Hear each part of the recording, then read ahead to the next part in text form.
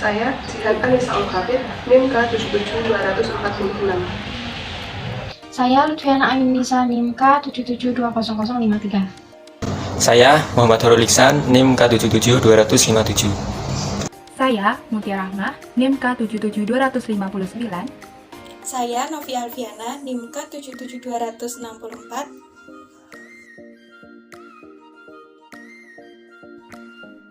Yang pertama, pengertian kurikulum. Menurut Harsono, kurikulum adalah suatu gagasan pendidikan yang dinyatakan melalui praktik.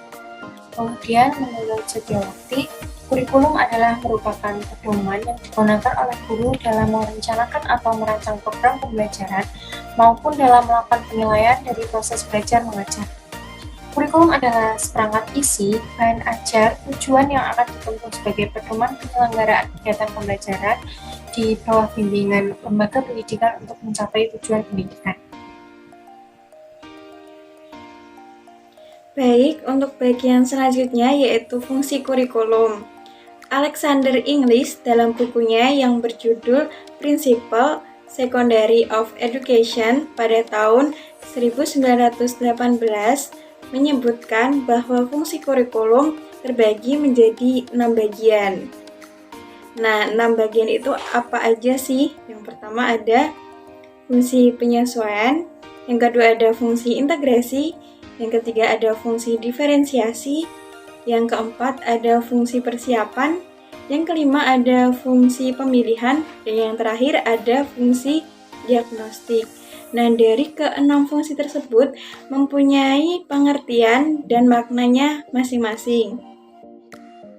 Nah, untuk yang pertama, fungsi penyesuaian itu mengandung makna bahwa ketika individu berada di suatu lingkungan, maka individu tersebut harus menyesuaikan diri secara keseluruhan.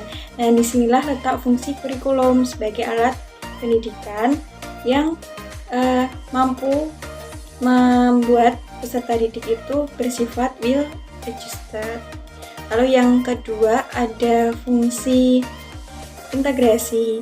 Nah, kurikulum berfungsi mendidik peserta didik supaya lebih terintegrasi.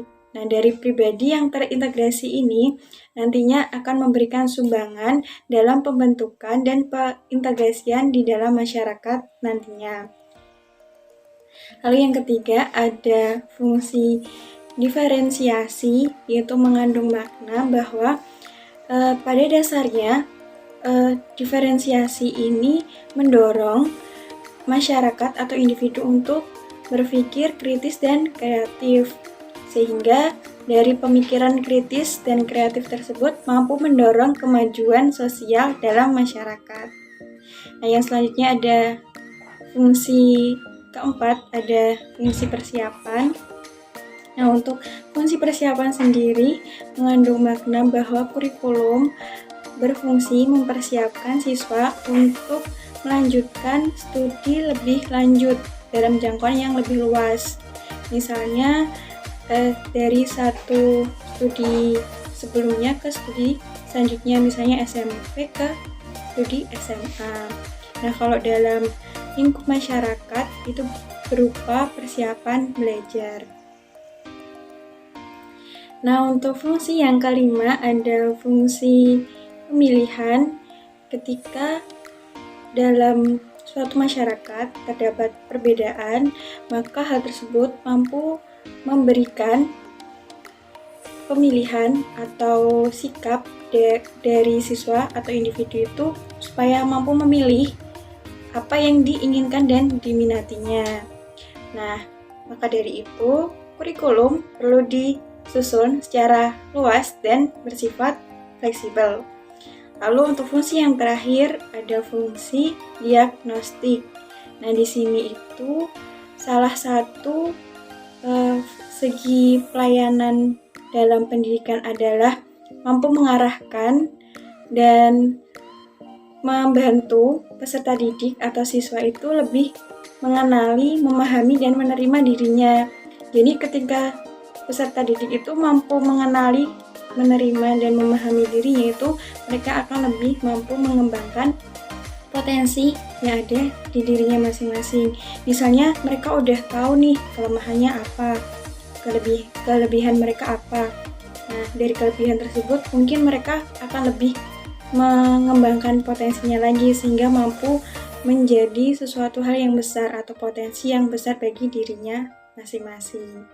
Nah, proses ini kalau dalam pendidikan biasanya disebut sebagai proses eksplorasi atau mencari jati diri.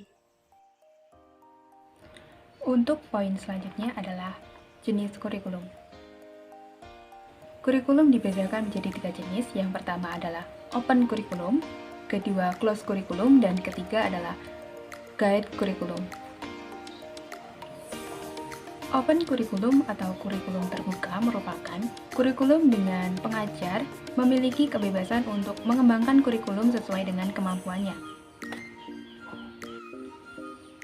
Closed kurikulum atau kurikulum tertutup merupakan kurikulum yang sudah ditetapkan secara pasti mengenai tujuan, materi, metode, serta evaluasinya, sehingga pengajar atau guru tinggal melaksanakannya saja. Guide kurikulum atau kurikulum terbimbing, yakni kurikulum setengah terbuka dan setengah tertutup. Rambu-rambu pengajar atau guru sudah ditentukan dalam kurikulum. Akan tetapi, guru masih diberikan kemungkinan untuk mengembangkannya lebih lanjut. Selanjutnya yaitu landasan kurikulum. Landasan kurikulum terdiri dari 4 landasan. Yang pertama yaitu landasan filosofis kurikulum, kemudian landasan psikologis kurikulum, landasan sosial budaya, dan yang terakhir landasan ilmiah dan teknologi. Yang pertama yaitu landasan filosofis kurikulum. Menurut Hidayat, beliau menjelaskan fungsi filsafat, yaitu untuk menentukan arah tujuan pendidikan, untuk menentukan isi atau materi pelajaran yang harus dipelajari, untuk menentukan strategi atau cara pencapaian tujuan, dan untuk menentukan tolak ukur keberhasilan proses pendidikan. Yang kedua ada landasan psikologis kurikulum. Sukama Dinata mendefinisikan psikologi belajar sebagai suatu studi tentang bagaimana individu belajar. Perubahan-perubahan perilaku yang terjadi karena insting atau karena kematangan serta pengaruh hal-hal yang bersifat kimiawi tidak termasuk belajar. Maka psikologi belajar adalah suatu studi tentang bagaimana individu mengalami perubahan tingkah laku dari segi pengetahuan, sikap, dan juga keterampilan. Yang ketiga yaitu landasan sosial budaya. Kurikulum akan menentukan kualitas lulusan melalui penyusunan isi kurikulum yang sesuai dengan keahlian dan kompetensi lulusan yang dibutuhkan oleh masyarakat. Dengan demikian, landasan sosiologi tidak terpisahkan dari proses penyusunan atau pengembangan kurikulum. Yang terakhir, yang keempat, landasan ilmiah dan teknologi.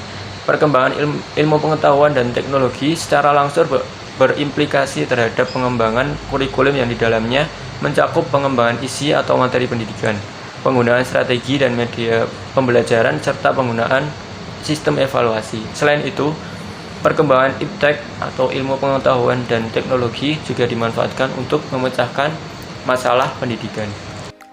Baik, yang selanjutnya adalah komponen kurikulum.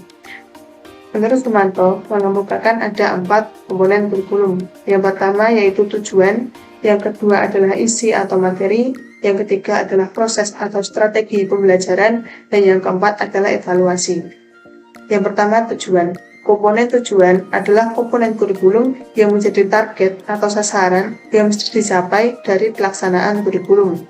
Tujuan kurikulum dapat dispesifikasikan ke dalam tujuan pembelajaran secara umum, yaitu berupa tujuan yang dicapai untuk 1 semester dan tujuan pembelajaran secara khusus yang menjadi target pada setiap kali pertemuan. Lalu yang kedua ada isi atau materi.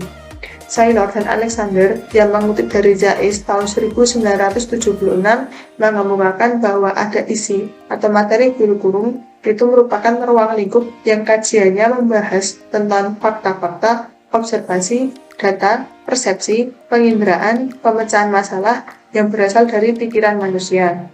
Itu semua terakumulasi dalam bentuk gagasan, konsep, generalisasi, prinsip-prinsip, dan pemecahan masalah. Lalu, Selanjutnya yaitu proses atau strategi pembelajaran. Menurut Sujana, tahun 1988 berpendapat bahwa strategi pembelajaran merupakan tindakan nyata dari guru dalam melaksanakan pembelajaran melalui cara tertentu untuk mencapai tujuan pembelajaran yang telah dirumuskan. Strategi pembelajaran sangat erat hubungannya dengan siasat atau taktik yang digunakan guru dalam melaksanakan kurikulum secara sistematik. Lalu yang terakhir ada evaluasi. Evaluasi digunakan sebagai alat untuk mengukur pencapaian tujuan, sehingga evaluasi sangat erat kaitannya dengan perubahan tingkah laku peserta didik.